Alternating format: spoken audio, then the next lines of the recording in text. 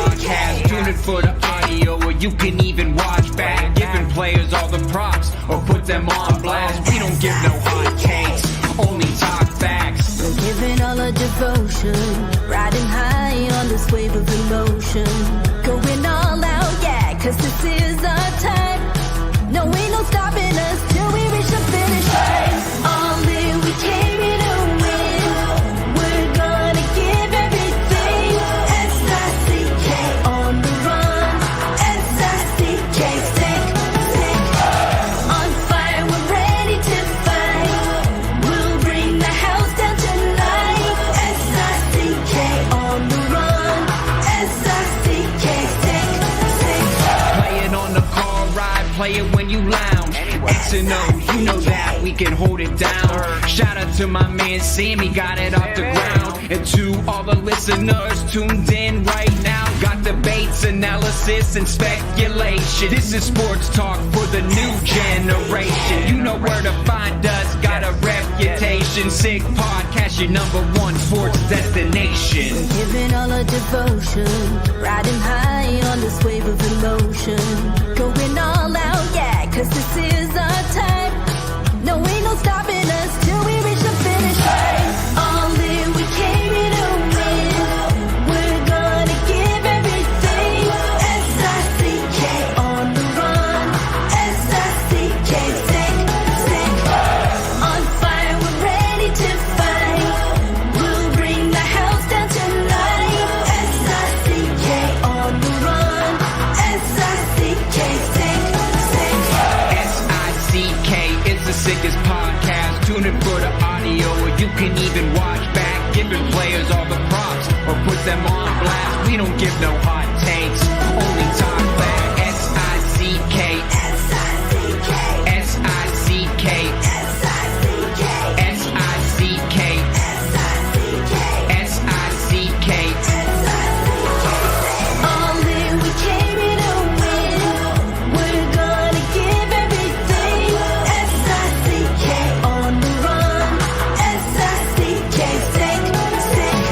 S-I-C-K is the sickest podcast. Tune in for the audio, or you can even watch back. Giving players all the props, or put them on blast. We don't give no hot takes, only talk facts. We're giving all our devotion, riding high on this wave of emotion.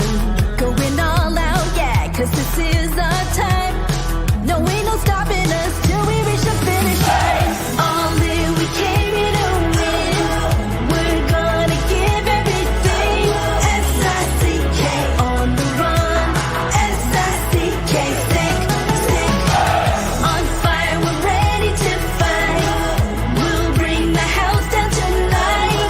S-I-C-K on the run. S-I-C-K, sick, sick. Play it on the car ride, play it when you lounge. X and O, you know that we can hold it down. Shout out to my man Sammy, got it off the ground. And to all the listeners tuned in right now, got debates, analysis, and speculation. This is sports talk for the new generation. You know where to find us, got a reputation. Sick podcast, your #1 sports destination. Giving all our devotion, riding high on this wave of emotion. Going all out, yeah, cause this is our time. No, ain't no stopping us till we reach the finish line. All in, we came here to win. We're gonna give everything. S-I-C-K on the run. S-I-C-K, sick, sick. On fire, we're ready to fight. We'll bring the house down tonight. S-I-C-K on the run. S-I-C-K, sick, sick. S-I-C-K is the sickest podcast. Tune in for the audio, or you can even watch back. Giving players all the props, or put them on blast. We don't give no hot takes, only talk back. S-I-C-K, S-I-C-K, S-I-C-K, S-I-C-K, S-I-C-K, S-I-C-K. Turn up your volume. Because you're about to listen to The Sick Podcast. The Eye Test with Pierre, McGuire, and Jimmy Murphy. The Stanley Cup winning Colorado Avalanche And after 22 years, Raymond Mark! The sickest NHL podcast. It's gonna be sick. And welcome to the eye test here in the Sick Podcast Network and the first edition of the 2024-2025 on-campus Fridays here on the eye test. And just for everyone watching right now, this is not live, so there'll be no Q&A after. We apologize. We miss it just as much as you do, but we had to pre-record on Friday, September the 6th. But here we are, Pierre, another college hockey season upon us. We've been talking NHL. We'll get back to that on Monday as we start our team-by-team breakdowns. But let's switch into NCAA hockey gear right now. And Pierre, I'm excited. One thing I love about NCAA hockey, to me, a little more wide open sometimes in terms of previewing and projections, so to speak, than when you're looking at the NHL. And there's so much more to cover, and it's so fun. It's going to be an unbelievable year. I know the work habits that a lot of these teams are putting their players through right now, trying to teach them more than anything else. But no, it's an exciting time. I'm sure all the coaches are really excited, whether you're in the ECAC, whether you're in Hockey East, whether you're in the Atlantic, whether you're in the NCHC, whether you're in the CCHA, whether you're in the Big Ten. I think all the coaches are absolutely jacked up. I know all the players are thrilled because of the work habits they went through this summer. So there's a lot going on. I mean, a ton going on. And I'm just excited because I think there were so many players taken out of college hockey last year to turn pro. The parity will be unbelievable. And every night will be like a game 7. And it doesn't matter what league you're in. You know, everybody's saying, well, BC's going to do this, or Cornell's going to do that, or Minnesota's going to do this, or, you know, Bowling Green's going to do that. And, you know, and Michigan State are going to do this. I don't think any of the prognosticators are going to figure it out that easily because the parity is pretty amazing. I think it's just like they say in NFL football, any given Sunday, well, it's any given game night in NCAA hockey. And, you know, Pierre, being a UMass alum, why wouldn't I have our good friend from the University of Massachusetts, the head coach, Greg Carvel, kick things off with us, as I believe he did last year. I'm going to have to go back and check it out. But I believe Coach Carvel was our first on-campus Friday guest. And here he is again a year later. Coach, how you doing? Great, Jimmy. Good to see you, Pierre. Always great to hear from you. Coach, great to see you. And I know you're up bright and early. So have you already had on ice, or are you just in the weight room? No, just the weight room. See, Jimmy, I told you there. So it's 9:00 Eastern time. I'm going to bet they were in the weight room at 6:45. No, we're an afternoon team. I was in the weight room. Oh. I learned that from you, Pierre. Yeah. No, we let our guys sleep. We try to let them recover as much as possible because we do work pretty hard for them. Oh, you do. I know you do. Classes started when? This past Tuesday or before Labor Day? Yeah, it's always the day after Labor Day. So okay.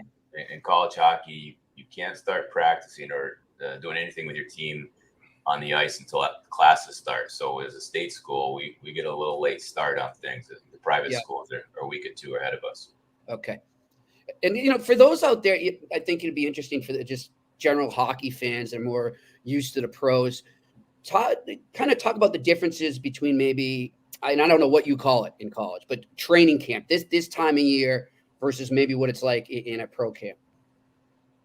Well, one of the luxuries that a lot of college teams have is they bring their players on campus through the summer. So we do it for 6 weeks. The second summer session, our guys come in, they take a class, they work with our strength coach. We have ice available here, and they just bond all summer. And then they go home for 2 weeks. And so they're pretty primed when we start up. You know, first day of practice, we're not easing into things.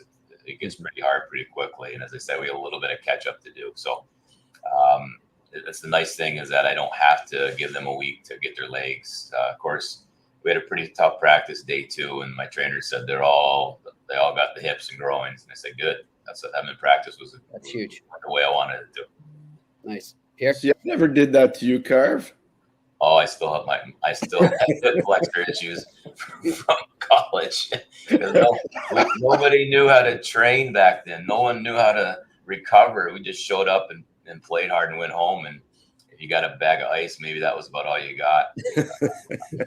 I wish so much that I would have come up in this generation, because I was pretty committed, but I didn't have a lot of, you didn't get a lot of guidance off the ice. Are the kids that like so much more in tune? Speaking of that, just in terms of nutrition, when they arrive at college, like freshmen, are they already really kind of up to par with that? Well, I think their commitment is in their time, what they commit in time, but their knowledge base usually needs a lot of growth once they get here. Mm-hmm.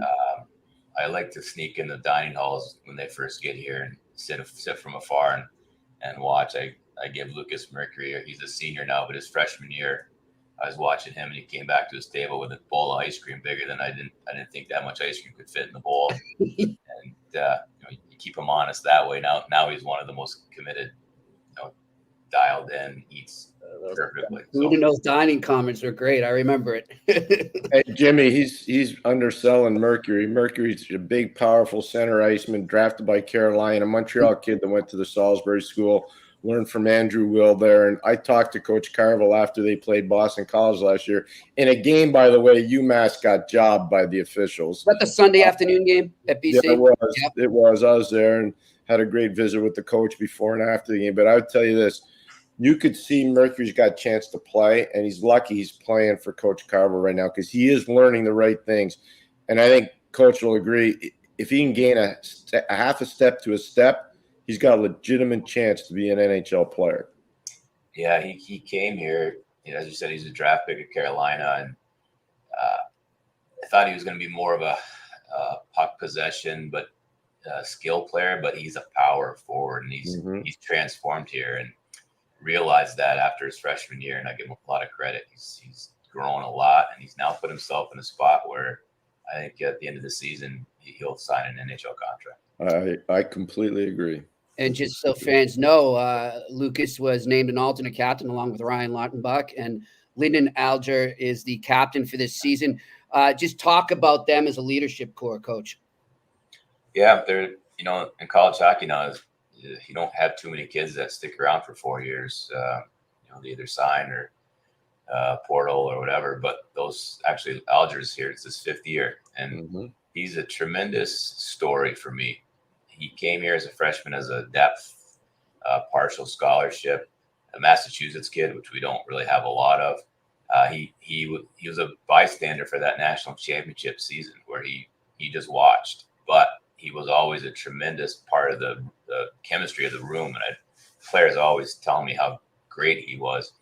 Didn't play a lot as a sophomore either. Finally, his junior year was his time there was, room in the lineup for him to have an opportunity. And he worked his way in and he broke his leg and he basically missed the rest of the year. And then last year, his senior year, he became a top 4 defenseman. We partnered him with Ryan Ufko, who was an All-American player. And we had a number of senior defensemen last year, all wanted to come back for a 5th year. And Lyndon was the guy that could only bring one back. And Lyndon was the guy, 6'5", plays to our identity. He's hard. He's a great teammate. And he's a great human being, which makes him a great captain. You're talking about players, Coach, and a lot of people are concerned at the college hockey level about the potential for major junior players to be eligible and play. I personally would love it if I were a college coach. How do you view it? I'm not quite sure yet.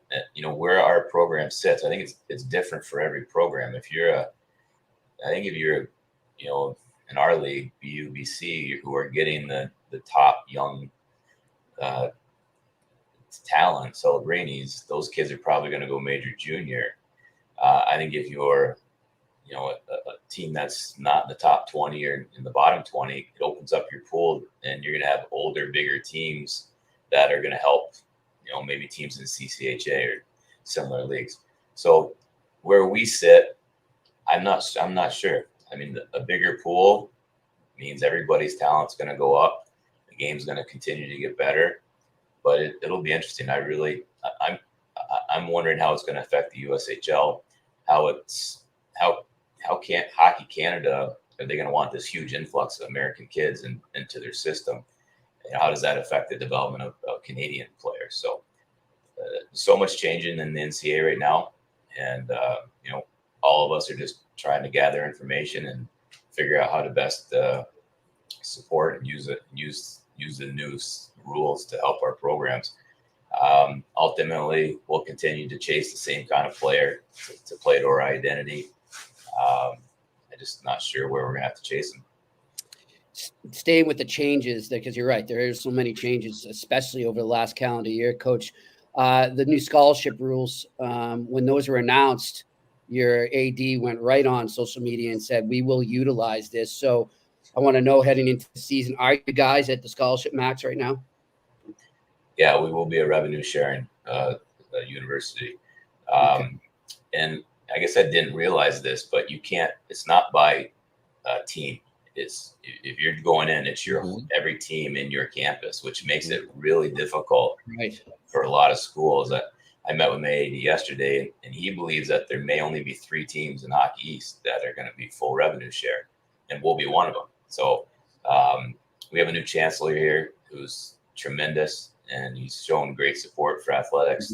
He wants athletics to be stronger here, and I think he's probably leading the charge, because you do need the money has to come from somewhere. And I feel very fortunate. We've got a great chancellor, great athletic director, and the history of the last 5-6 years here, we've built momentum, and we're at this stage now again where separation, just every year things seem to separate, and you need to be I call it a destination program. You're either a feeder program or a destination program, and we're definitely setting ourselves up to be a destination. Well, 2 of your players left, well, more than 2, but 2 important ones you already talked about, Scott Moore and Ryan Ufko. They're gone, and they're obviously a huge loss in the back end. How much do you think Delechi, who comes over from Penticton, will be able to help you, and Keenan, who came over from Penticton, how much will those 2 guys be able to help you this year? Well, we're going to need them to help us.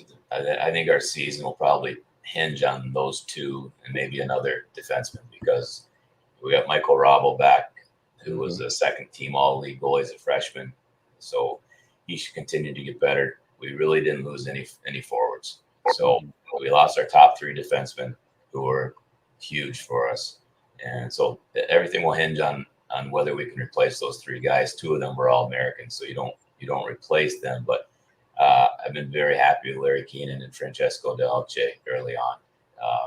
Both, when they transition, there's a couple of things you're looking for. Can they play at this pace, and can they compete? They both have the skill set.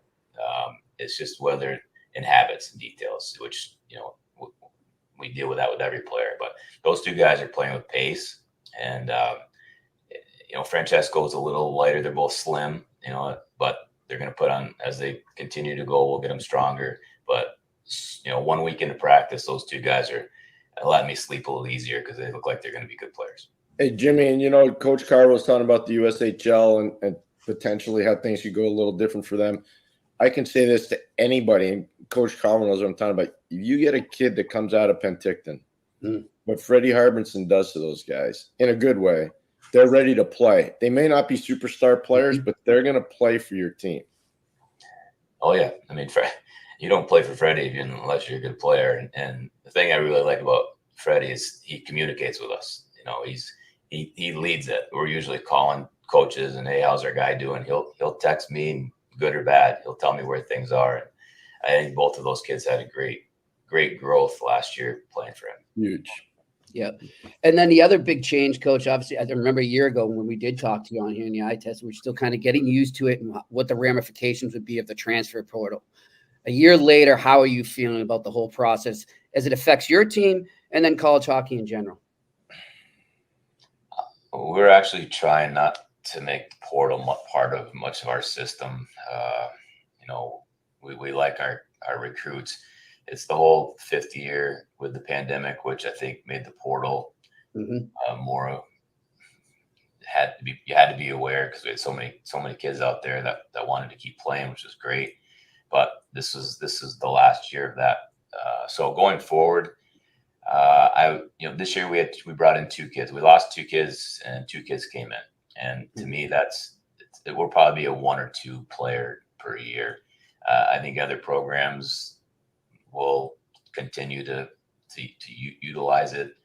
But to me, I love to get kids for multiple years and kind of recruit them, nurture them, develop, get them to campus, just have the whole 4, 5 year, 6 year development that begins well before they ever get on campus. But for good players out there and we can grab them, believe me, we'll do our best to do so. I can just tell you, Jimmy, having lived through the portal in the last year, it's different. It's a different experience. It's not something that I think I would have appreciated very much when I was coaching Coach Carville at St. Lawrence. It was not something I probably would have gone down, just because I agree with him in terms of wanting to cultivate guys into our system. And whether it was Greg Carvel, whether it was Eric Lacroix, whether it was Marty Lacroix, whether it was Daniel LaPerriere, whether it's Teddy Dent, Coach can speak to it. When we brought guys into St. Lawrence, like, you learned how to do it our way, and if you didn't, you didn't play. I mean, it was pretty simple. And I think it worked, Coach. Oh, yeah. I think it worked. Yeah. No, I think back to St. Lawrence a lot. And, kids who go there, not just the athletes, but the beauty of that school is you don't go there by chance. Like, it's up in the middle of nowhere, but it's a great school with great people. And that was what drew me was Pierre and Joe Marsh. I went there to play for those guys, and kids who go there love it. And everything's about people, and there's great people there. Yeah. Just sticking with the transfer portal, you mentioned you did get 2 guys. One of them, the national champion in Lucas Alstead. What did you see from him specifically in that game you guys played against them in the tournament, and just overall through recruiting, scouting, word of mouth? Yeah. Lucas played behind, the top 4D at Denver were probably the best in the country, and that's why they were national champions. Could be an NHL top 4. Yeah.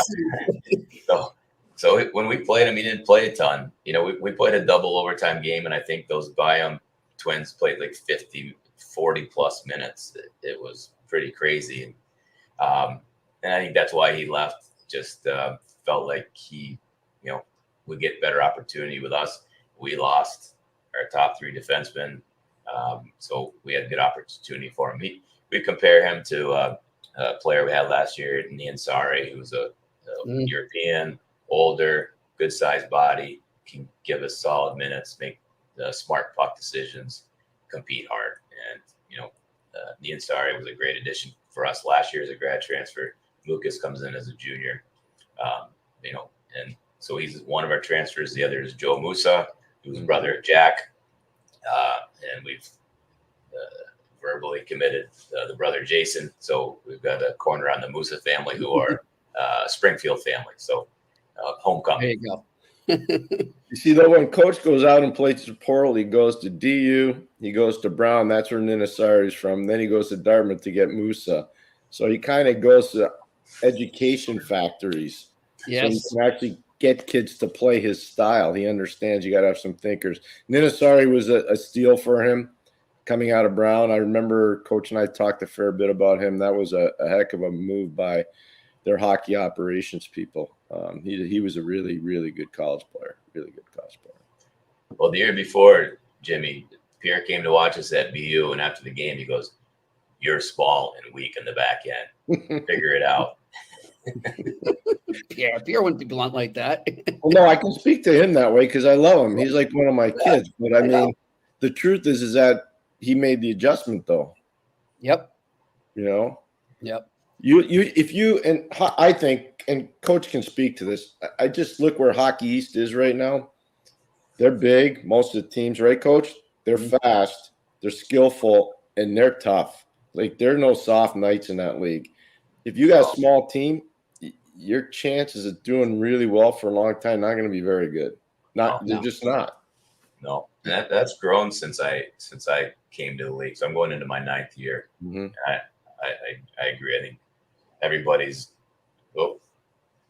well, you can't sit still too long around here. You had a power outage. That's from my AD. That's good. From my AD, make sure I'm working. I've seen the growth and that's why our league is so strong. We could have had 6 teams in the tournament last year. We probably should have, but you're seeing the bottom half of our league. UNH and Maine's blowing up to the top, and Vermont's getting better. It's a tough league every night. UConn the last number of years has become a harder team. So 8 years ago, when I got here, it kind of was like Lowell and Providence and maybe another team or two were heavy. Now everybody's getting heavy. I agree. Oh, that's both of you guys maybe can answer this question. Do you think when you see that happen, because I kind of think it's happening a little more all over college hockey, is that an effect of the leagues above them, that's what's winning in each leagues in terms of the pros, the A and the N? Well, I tell our players, who won the Stanley Cup last year? Florida, heavy, hard team. Vegas the year before. I tell them it's the teams when it's time to compete. You better be heavy. You better know how to compete. You're not going to win. Yep. You got to obviously have the skill of Colorado the year before. Tremendous skill, and McKinnon and Kale. They play hard. Yeah, I agree. Just for everybody out there, Coach Carvel knows of what he speaks. He was such a good player and not a huge guy, but he played it heavy and big all the time.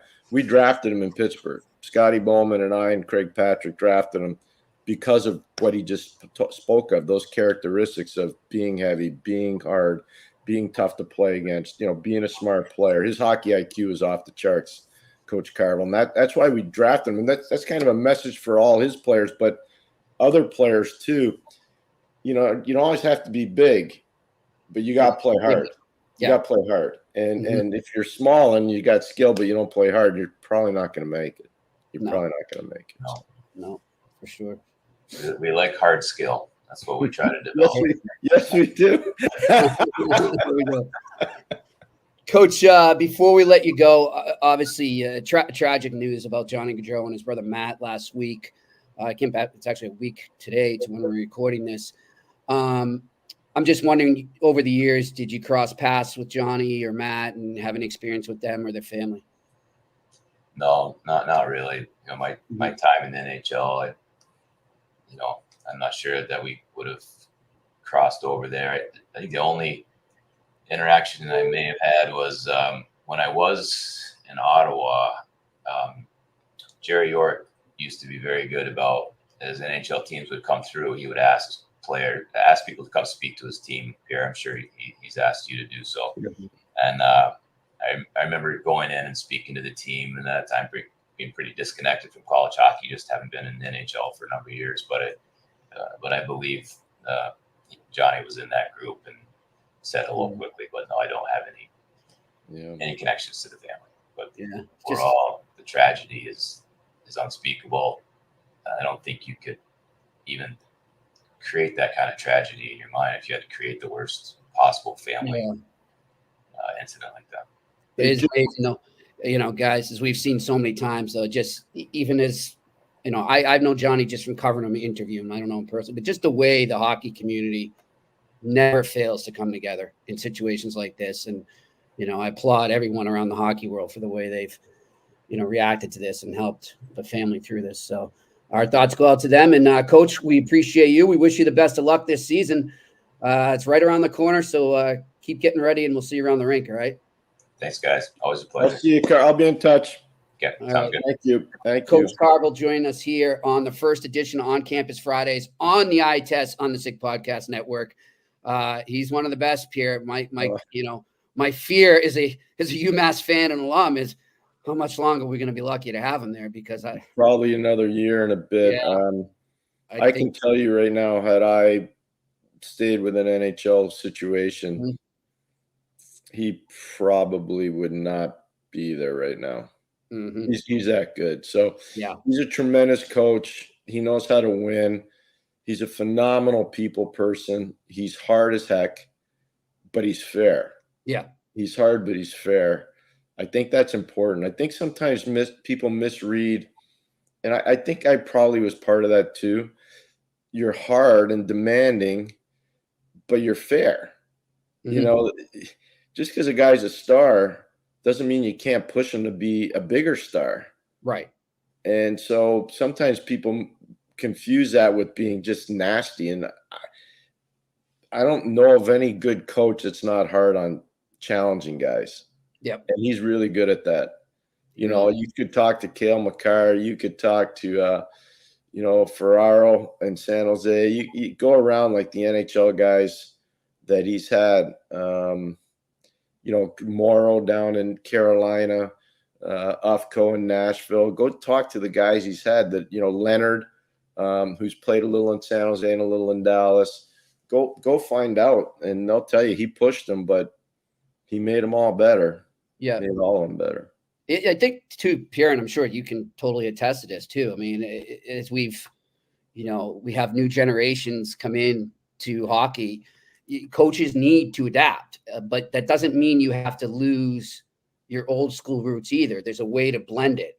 And I know you do that, and I can see Coach Carvel does that. But, I've noticed just even at the pro level, that coaches have had to do that, not just in college or juniors, but I'm seeing it now. And you can tell the difference. You can see the coaches who are maybe a little too new school and a little too old school, and then the ones that have found the correct blend.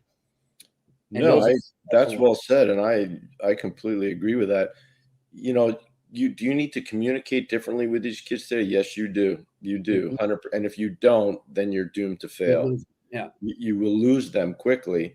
You have to understand they're more visual than audio when it comes to learning. It's just because of all the screens they've grown up with, and that's fine. So you adjust how you prepare for games. Mm-hmm. You adjust how you teach them how to be better. Screaming and yelling doesn't work really well with these guys. They'll turn you off really quickly. So you can't do that. Back in the day, maybe you could do that. Intimidation was part of it. You can't do that anymore. So you have to evolve just like the players evolve. Yep. I think Coach has done that fantastically well. I'm talking about Carvel. We talk a fair bit. I have a ton of respect for how he does his business. But he also knows that the league he's in is really hard. And if you don't keep getting better players or making kids better internally, you're probably always going to be in the middle rung, and in order to get to the top rung, you just have to keep pushing. Yeah.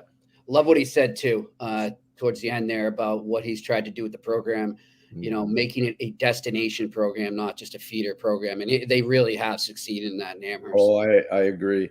And again, I'll just use the Ninasari kid that came out of Brown. There were a lot of other guys that wanted to go play at UMass. And Coach and I talked a lot about that player because I saw him play a whack. I saw that kid play for 3 years at Brown. Mm-hmm. I saw him play a lot. And I always thought he was a way undervalued player. And, Coach Carvel knew that they needed to get bigger. That game, and I didn't even know he'd bring that up, but I went to that game because he asked me to go, and I went, and I said, you're getting manhandled down low. Like, you have no chance of winning if this is how you're going to keep building your team. And, I can talk to him that way. Exactly. Yeah. There's a trust and a respect that I have for him that I know that if I speak to him that way, he's not going to take it personally. Mm-hmm. And he said, you know what, you're right. And they made the adjustments. And you see, last year, you were at the game with me. Yeah. And look, and we respect Denver a lot, you and I both. We talked about how good they are. They should have lost that game. Had it not been for Matt Anderson and goal for Denver, they should have lost that game. Mm-hmm. Denver should have lost that game. Yep. They eventually go on to win the national championship. UMass dominated that game. Yep. Absolutely dominated that game. Well, because Coach Carvel made the adjustment. They could smash mouth with Denver. They could skate with Denver. Maybe they couldn't outskill them. Mm-hmm. But they could do a lot of other stuff. They could dominate board play. They could dominate in the slot. They did a lot of things well. They really did.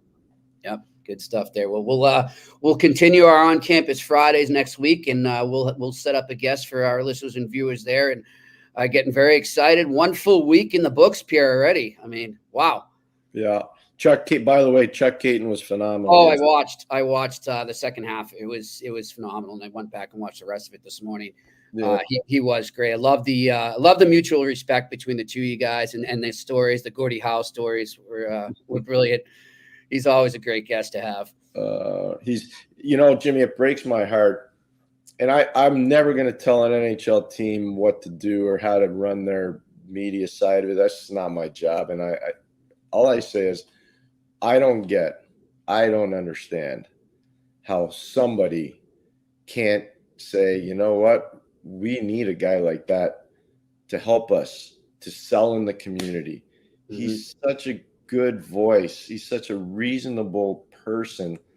He's got so much experience, and he's got a voice that's perfect for radio. Yeah. It's addictive. Like when you back in the day, when you used to break down tapes, okay, you always listened to the home team broadcaster. Of course. When I was in Pittsburgh, he was doing the games in Hartford, and this was not Rick Peckham did the radio game or the TV games with Jerry Cheevers back in the day for Hartford Whalers. But I would tell the people that were working in our audio department, get me Peckham and Cheevers because they're doing the TV. But I also want to hear Caton on the radio because when I was a college coach, it's a great story. Actually, I'd go every Wednesday. I'd go down to scout players in New England, or I'd go down to Central New York trying to find players. Prep schools are always playing on Wednesdays. Was one of them, at Hotchkiss. But when I was driving back, I'd listen to WTIC, which is the station in Hartford, and I would listen to Chuck because it was a 50,000 watt. I could hear him all the way to the Canadian border. And I would listen to Chuck do the games, and his color man at the time was a guy named Andre Lacroix, who was a really good player. Mm-hmm. And then he, stopped playing, and he got into the radio side of it. And I'd say, someday I'm going to meet this guy. I'm going to tell him, dude, you kept me awake so many long recruiting trips. It was awesome. And then, like 2 years later, I ended up working with the guy and just built a lifelong relationship with him because of it. That's great. Yeah, it was great. I like that. I urge everyone to check the interview out, but I forget who he was trying to imitate when he did the PA announcer. And that was Paul Moore. That was Paul Morris in Toronto. It was great. He used to say it was an inside joke. It was inside baseball because Paul was really good, but his delivery was dry and it was pointed. Yep. Murphy at 2:21 of the first period. Fresh peanuts available on the 9th floor. That's great. And he nailed it, it sounded like, too. Oh, Chuck was so good. But we would get off the plane sometimes in Quebec, and it was more times than not back in the wintertime. We'd fly in a propeller plane charter out of Hartford. Oh, fun. Those were some rough flights, man. I'm telling you. And Chuck would try to loosen everybody up when we get on the bus because it'd be like 40 below zero. You walk from the plane to the bus, and I think we pre-cleared customs back in those days, if I remember. And if not, we cleared in Quebec City quickly, and we were out the gate doing 98. Anyways, Chuck would try to loosen everybody up, and he'd do imitations of different announcers from around the league. They were awesome. And everybody started laughing. It was good. It was a good way to break because more times than not, guys got off that plane in Quebec, they were either vomiting or not feeling it. It was you ask them someday. These guys got it easy today, huh? Oh my God. They're on jets and they're all in first class seats. And it was we were on a Convair a lot of times. This is a good one for you. I know we're getting away from what we're supposed to talk about. We had played a road trip. We started in Quebec. We went to Montreal, then Winnipeg, then Calgary, then Vancouver, and finished in Edmonton. And after a game in Edmonton, we flew the next morning to Toronto, but our flight got delayed, so we didn't get to Toronto till late. We stayed overnight at the airport hotel, and we flew out on our little Convair propeller plane really early the next morning. We were halfway across Lake Ontario, and the flight attendant, who was such a nice lady, says, Coach, can you come up and talk to the pilots? I'm like, yeah, sure, no problem. We'd had the best, at that time, it was the best road trip in Hartford Whaler history. Okay. We won in Quebec, lost in Montreal, won in Winnipeg, lost in OT in Calgary, won in Vancouver, won in Edmonton. And I think to this day, it might be their best road trip ever. Yeah. We're halfway across Lake Ontario. I'm not kidding you. And the flight attendant says, Coach, can you go see the pilots? I'm like, yeah, sure. So I go up and the pilots look at me and they go, we got a bit of a problem. I'm like, oh yeah, what's that? I thought they were messing around with me. We're going to lose the right engine. I'm like, what? We're going to lose the right engine and it's going to be a rough ride. So he said, well, what do you want me to do about it? And they said, well, we're bracing you. I said, well, can't you land in Syracuse? Can't you land in, Utica? Can't you? There's an Air Force base there. Can't you land in Albany? Like, what are you telling me? What? And they said, well, we're going to get it home, but we just want you to know it's going to be a bit of a rough ride. I'm like, oh, man. Whoa. So I can tell you, Did you tell the guys? I did. Okay. I did because I didn't want them. We had a couple guys. Well, yeah, better they know what's going to happen. Yeah, we had a couple guys that were really tough flyers. They really were in a tough – and I mean that in a tough way. They would not feel good getting on the plane. And I didn't want them to get really scared once that engine stopped. And we eventually made it back to Bradley Field in Springfield, Hartford. That was the airport. It still is. Yeah. We eventually got back there. But I'm telling you, that last 35 minutes, that was no fun. That was no fun. Just telling you. Man, you got to write that book someday, Pierre, but we'll get to that another time. Anyhow, I want to thank Coach Carvel for joining us here on Campus Fridays on the iTest on the Sick Podcast Network. And we will be back Monday on the iTest to start up our previews of each team, all 32 teams we'll get into over the next month or so before the season ramps up in October. Until then, he's Pierre McGuire. I'm Jimmy Murphy. Have a great weekend, everyone. Yep. And that's a wrap. Hope you don't miss us too much until next time. Follow the iTest with Pierre McGuire and Jimmy Murphy on YouTube, Facebook, Google Play, and Apple Podcasts.